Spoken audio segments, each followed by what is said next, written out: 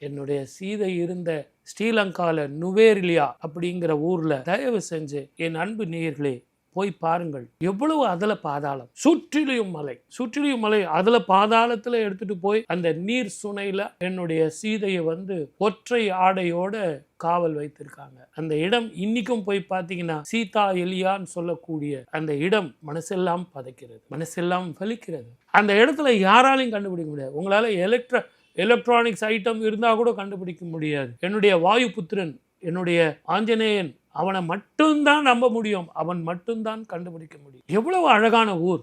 இப்பவே இத்தனை ஆண்டுகள் ஆன பிறகு நான் போய் பார்க்கும்போது வளைஞ்சி வெதர், சூப்பர் வெதர். நம்ம ஊட்டி கொடைக்கானல் மாதிரி நல்ல மழை, நல்ல கோல்டு, மிதமான வெயில், அருமையான கோவில், அட்மாஸ்பியர் நல்லா இருக்கு. அடர்ந்த காடு, ஒரு காக்கா வராது. நீங்க மட்டும் போயிருந்தீங்களா சார்? நாங்க எல்லாம் போயிருந்தோம். இப்ப கூட கோயில்லாம் கட்டியிருக்காங்க, அங்க பிரமாதமான கோவில் கட்டியிருக்காங்க. சீதா எலியான அந்த ஊருக்கு பேரு. எவ்வளவு இன்னும் கூட அந்த மண் கருப்பாக இருக்கிறது. சுவாமியை ஆஞ்சநேய சுவாமி எரிச்சிட்டு வந்தார் இல்லைங்களா, அந்த மண் இன்னும் கருப்பாகத்தான் இருக்கிறது.